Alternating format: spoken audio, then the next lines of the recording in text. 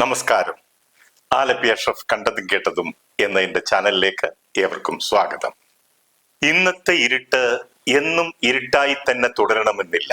കാലം മാറും, സാഹചര്യങ്ങൾ അനുകൂലമാകും, ശത്രുക്കൾ മിത്രങ്ങളാകും. ആത്മവിശ്വാസം വളർത്തി സ്വയം ശക്തരാകുക, ധർമ്മം മുറുകെ പിടിച്ച് മുന്നോട്ടു പോവുക. വിജയം നമ്മളെ തേടിയെത്തുക തന്നെ ചെയ്യും. ഹണി റോസും ബോബി ചെമ്മണ്ണൂറും തമ്മിലുള്ള നിയമയുദ്ധത്തിന്റെ നാൾ വഴികളും ഇപ്പോൾ നടന്ന ചില സംഭവ വികാസങ്ങളുടെ നേർക്കാഴ്ചകളുമാകട്ടെ ഈ എപ്പിസോഡ്.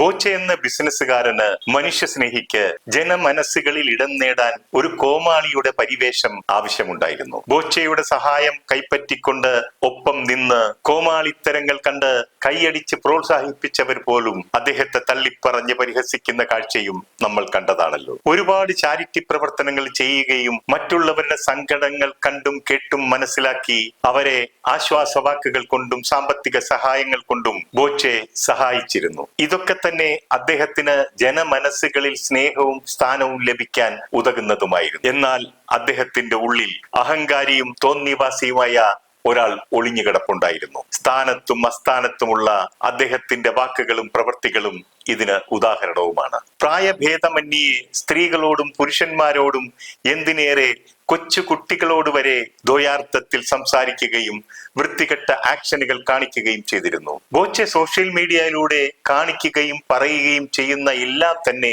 വൈറലാവുകയും ചെയ്തിരുന്നു. ഇത് കാണാനും കേൾക്കാനും പ്രേക്ഷകർ കൂടുന്നു എന്ന് മനസ്സിലാക്കിയ അദ്ദേഹം ദ്വയാർത്ഥ പ്രയോഗങ്ങൾ കൊണ്ടും വൃത്തികെട്ട സംസാരം കൊണ്ടും സാമൂഹ്യ മാധ്യമങ്ങളിൽ അഴിഞ്ഞാടാൻ തുടങ്ങി. ഒരിക്കൽ ഒരു ചാനലിലെ അവതാരക ബോച്ചയോട് ചോദിച്ചു, ഗണ്ണുണ്ടോ എന്ന്. അപ്പോൾ അദ്ദേഹം പറയുന്നു, ഗണ്ണുണ്ട്, ഞാൻ കുഞ്ഞുനാളിലെ ഗൺ ഉപയോഗിക്കുന്ന ആളാണ്. വീണ്ടും അവതാരക ആംഗ്യം കാണിച്ചുകൊണ്ട് ചോദിക്കുന്നു, ഉണ്ടയുണ്ടോ എന്ന്. അതിന് അദ്ദേഹം പറയുന്ന മറുപടി, ഉണ്ടയുണ്ടെന്ന്, അതല്പം നീണ്ടതാണെന്ന് മാത്രം. പിന്നീട് അവതാരക ചോദിക്കുന്നു, വെടി വെക്കാറുണ്ടോ എന്ന്. അദ്ദേഹം പറയുന്നു, ഞാൻ പണ്ടേ വെടിയുടെ ആളാണെന്ന്. ഇത് കേട്ട അവതാരക പൊട്ടിച്ചിരിച്ചുകൊണ്ട് പറയുന്നു, അക്കാര്യമല്ല ഞാൻ ചോദിച്ചതെന്ന്. ഒന്നുകിൽ ഉണ്ണുന്നവൻ അറിയണം, അല്ലെങ്കിൽ വിളമ്പുന്നവൻ അറിയണം എന്നൊരു ചൊല്ലുണ്ട്. നാക്കെടുത്താൽ വഷളത്തരം മാത്രം പറയുന്ന ഒരാളെ വിളിച്ചിരുത്തി ഇത്തരം ചോദ്യങ്ങൾ ചോദിക്കുന്നവർക്കും വേണ്ടേ ഒരു ഔചിത്യ ബോധമൊക്കെ.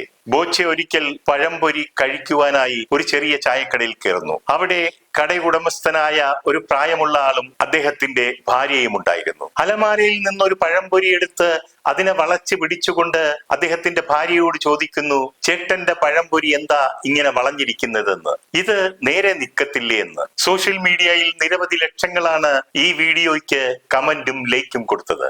ആയിരക്കണക്കിന് കോടികളുടെ അധിപനായ ഒരു വലിയ ബിസിനസ്മാനാണ് ഇത്തരം വൃത്തികേടുകൾ കാണിക്കുകയും പറയുകയും ചെയ്യുന്നതെന്ന് ഓർക്കുക. യാത്രയാണോ കള്ളുകുടിയാണോ പെണ്ണുപിടിയാണോ കൂടുതൽ ഇഷ്ടമെന്ന് ഒരു യൂട്യൂബർ ചോദിച്ചപ്പോൾ ഞാൻ പെണ്ണ് പിടിക്കാറില്ല, പെണ്ണുങ്ങളെല്ലാം ഇങ്ങോട്ട് വന്ന് എന്നെയാണ് പിടിക്കാറുള്ളത് എന്നായിരുന്നു മറുപടി. മറ്റൊരു അവതാരക പൂരിപ്പിക്കുവാനായി ഒരു ചോദ്യം ചോദിച്ചു, ആദ്യത്തെ കിസ് കൊടുത്തത് ഡാഷ് വയസ്സിലാണ്. അതിന് അദ്ദേഹം കൊടുത്ത മറുപടി, ആദ്യത്തെ കിസ് ഞാൻ ഒരിക്കലും ഡാഷിൽ കൊടുത്തിട്ടില്ല, അത് മുഖത്തായിരുന്നു എന്ന്. സ്ത്രീകളോടാണ് ഇത് പറയുന്നതെന്നും സ്ത്രീകളാണ് ഇത് ചോദിക്കുന്നതെന്നും നമ്മൾ ഓർക്കുക.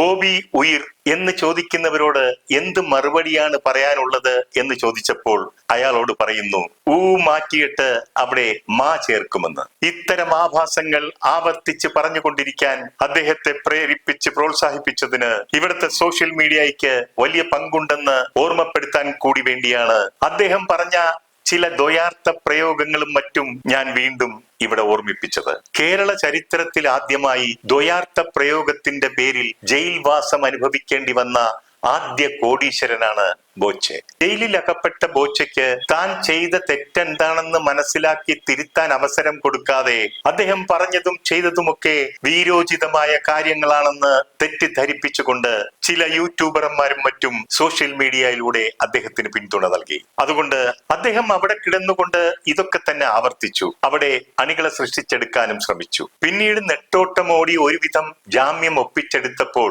അവിടെയും മാധ്യമ ശ്രദ്ധ പിടിച്ചു പറ്റാൻ ചില തരികിട നാടകങ്ങൾ നാടകങ്ങൾ അരങ്ങേറി. കോടതി കണ്ണുരുട്ടിയപ്പോൾ സ്ഥിതി പരിങ്ങലിലാകുമെന്ന് കരുതി ആ നാടകം ഉപേക്ഷിച്ചു. ജയിലിൽ നിന്ന് പുറത്തിറങ്ങുന്ന തനിക്ക് വീരോചിതമായ വരവേൽപ്പ് ലഭിക്കുന്നതിനായി കുറെ യൂട്യൂബർമാരെയും PR വർക്കേഴ്സിനെയും ജയിലിന്റെ മുൻപിൽ മാലയും മാലപ്പടക്കവും ബൊക്കയും ഒക്കെയായി അണിനിരത്തി. എന്നാൽ പോലീസ് മീശ പിരിച്ചപ്പോൾ ആ ശ്രമവും പരാജയപ്പെട്ടു. ജയിലിന്റെ മുന്നിൽ ഇത്തരം പേക്കൂത്തുകൾ യാതൊരു കാരണവശാലും അനുവദിക്കില്ല എന്ന് പറഞ്ഞതോടുകൂടി അതും ഉപേക്ഷിക്കേണ്ടതായി വന്നു. ബോച്ചയ്ക്ക് ജയിലിലേക്ക് പോകേണ്ടി വന്നത് ഹണി റോസിന്റെ പരാതിയിന്മേലുള്ള കേസിലാണല്ലോ. അതും ആ പെൺകുട്ടിക്ക് നേരെ നടത്തിയ ബോഡി ഷെയ്മിങ്ങും ദ്വയാർത്ഥ പ്രയോഗങ്ങളും അതിരുകടന്നപ്പോൾ ഉണ്ടായതാണ്. വർഷങ്ങളുടെ സുഹൃത്ത് ബന്ധവും അടുപ്പവും ബോച്ചയും ഹണി റോസും തമ്മിലുണ്ടായിരുന്നു. ബോച്ചയുടെ പല ബിസിനസ് സ്ഥാപനങ്ങളുടെയും ഉദ്ഘാടന ചടങ്ങിലെ സ്ഥിരം സെലിബ്രിറ്റി ആയിരുന്നു ഇവർ. അവരോടുള്ള പെരുമാറ്റത്തിലും സംസാരത്തിലും കാലക്രമേണ അസ്വാഭാവികത തോന്നിയപ്പോൾ ഹണി റോസ്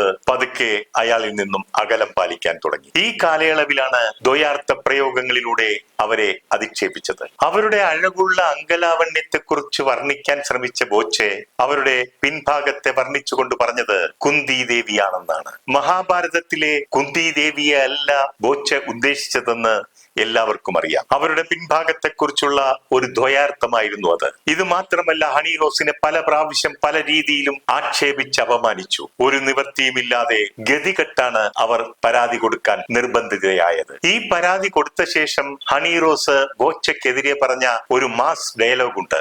നിങ്ങളുടെ പണത്തിന്റെ ശക്തിയിൽ നിങ്ങൾക്ക് വിശ്വസിക്കാം, പക്ഷേ ഇന്ത്യയുടെ നീതിന്യായ വ്യവസ്ഥയുടെ ശക്തിയിൽ ഞാൻ വിശ്വസിക്കുന്നു. ഹണി റോസിന്റെ ഈ വിശ്വാസം ശരിവെക്കുന്നതായിരുന്നു പിന്നീട് നടന്നതെല്ലാം. ബോച്ചയുടെ പണത്തിന്റെയും സ്വാധീനത്തിന്റെയും മുൻപിൽ പതറാതെ അവർ തന്റെ ശരികൾക്ക് വേണ്ടി നീതിക്കായി പൊരുതി അതവർ നേടിയെടുത്തു. എത്ര ഉന്നതനായാലും ന്യായത്തിന്റെ മുൻപിൽ, നീതിയുടെ മുൻപിൽ മുട്ടുകുത്തേണ്ടി വരുമെന്ന മുന്നറിയിപ്പ് കൂടി ഹണി റോസ് ഈ പോരാട്ടത്തിലൂടെ തെളിയിച്ചു. ഈ സംഭവങ്ങൾക്ക് ശേഷം ബോച്ചെ ശരിക്കും ഒരു പൂച്ചയായി. അദ്ദേഹം ഒതുങ്ങി പതുങ്ങി കോമാളി വേഷങ്ങളൊക്കെ അഴിച്ചുവെച്ച് തന്റെ ബിസിനസ് കാര്യങ്ങളൊക്കെ നോക്കി വളരെ മാന്യനായി നല്ലൊരു മനുഷ്യനായി മുന്നോട്ട് നീങ്ങുകയാണ്. ഇതിനിടയിൽ അദ്ദേഹത്തിന് മാനസാന്തരം സംഭവിച്ചു. താൻ ചെയ്ത തെറ്റിന്റെ ആഴം എത്രയാണെന്ന് അല്പം താമസിച്ചാണെങ്കിലും ബോച്ചയ്ക്ക് ബോധ്യപ്പെട്ടു. അദ്ദേഹം പൊതുമധ്യത്തിൽ വന്ന് മാപ്പ് പറഞ്ഞു. ഹണി റോസിനോടും കുടുംബത്തോടും മാപ്പ് പറഞ്ഞു. അദ്ദേഹം തന്റെ ഇൻസ്റ്റഗ്രാമിൽ കുറിച്ചത് ഇപ്രകാരമായിരുന്നു: പ്രിയ സുഹൃത്തുക്കളെ, യഥാർത്ഥത്തിൽ എല്ലാവരോടും സ്നേഹത്തോടെയും ബഹുമാനത്തോടെയും ദയയോടെയും പരിഗണനയോടെയും പെരുമാറുന്ന വ്യക്തിയാണ് ഞാൻ. ആരെയും മനഃപൂർവ്വം ദ്രോഹിക്കുകയോ മോശമായി പെരുമാറുകയോ ചെയ്തിട്ടില്ല. സാധ്യമാകുമ്പോഴെല്ലാം മറ്റുള്ളവരെ സഹായിക്കാൻ ശ്രമിച്ചിട്ടുണ്ട്. സാമൂഹ്യ മാധ്യമങ്ങളിൽ ഇടയ്ക്കിടയ്ക്ക് നർമ്മവും രസകരവുമായ ഉള്ളടക്കങ്ങൾ പങ്കുവെക്കാറുണ്ടെന്നുള്ളത് ശരിയാണ്. എന്നാൽ അവയൊന്നും ആരെയും അപമാനിക്കാനോ വേദനിപ്പിക്കാനോ വിഷമിപ്പിക്കാനോ ഉള്ള ഉദ്ദേശത്തോടെ അല്ലായിരുന്നു. എന്നാൽ ശ്രീമതി ഹണി റോസിനെ കുറിച്ചുള്ള എന്റെ പ്രസ്താവനകൾ അവർക്കും കുടുംബത്തിനും വലിയ മാനസിക പ്രയാസങ്ങൾ ഉണ്ടാക്കിയിട്ടുണ്ടെന്ന് ബോധ്യമായി. ഞാൻ വരുത്തിയ ദ്രോഹത്തിന് ആത്മാർത്ഥമായി ക്ഷമ ചോദിക്കുന്നു. എന്റെ വാക്കുകളുടെയും അവയുണ്ടാക്കിയ ആഘാതത്തിന്റെയും പൂർണ്ണ ഉത്തരവാദിത്തം ഞാൻ ഏറ്റെടുക്കുന്നു. വേദനിപ്പിക്കാൻ ഞാൻ ഉദ്ദേശിച്ചിരുന്നില്ല. ഈ ആത്മാർത്ഥമായ ക്ഷമാപണം സ്വീകരിച്ച് അവർ കേസ് പിൻവലിക്കുമെന്ന് ഞാൻ പ്രതീക്ഷിക്കുന്നു. ഇതായിരുന്നു അദ്ദേഹത്തിന്റെ വരികൾ. ഇത് വായിച്ച ജനങ്ങളുടെ മനസ്സിൽ ബോച്ചയോടുള്ള ഇഷ്ടവും മതിപ്പും ഒക്കെ വർദ്ധിക്കുകയാണ് ഉണ്ടായത്. തെറ്റുകൾ സംഭവിക്കാത്ത ആരുമില്ല, അത് മനുഷ്യ സഹജമാണ്. തെറ്റ് തിരിച്ചറിഞ്ഞ് അത് തിരുത്തി ജീവിക്കുമ്പോഴാണ് മനുഷ്യൻ വലിയവനാകുന്നത്. ഇവിടെ ഹണി റോസും അവരുടെ വ്യക്തിപ്രഭാവം തെളിയിച്ചിരിക്കുകയാണ്. അവർ പറയുന്നു, ബോബി ചെമ്മണ്ണൂറിന്റെ മാപ്പപേക്ഷ സ്വീകരിച്ചിരിക്കുന്നു, ബാക്കി കാര്യങ്ങളിൽ ആലോചിച്ച് തീരുമാനമെടുക്കും. ഇതോടെ അവർ തമ്മിലുള്ള കേസിലും വഴക്കിലുമൊക്കെ ശുഭകരമായ ഒരു പര്യവസാനം ഉണ്ടായതായി കരുതാം. ഇനി അങ്ങോട്ട് ബോബി ചെമ്മണ്ണൂറിന്റെ പുതിയ സ്ഥാപനങ്ങളുടെ ഉദ്ഘാടന വേദികളിൽ ഹണി റോസ് എത്തട്ടെ. നിങ്ങളുടെ സൗഹൃദവും സ്നേഹബന്ധവും ഒക്കെ പഴയതിലും ശക്തമായി മുന്നോട്ടു പോകട്ടെ എന്ന് ആശംസിച്ചുകൊണ്ട് നിർത്തുന്നു. നന്ദി, നമസ്കാരം.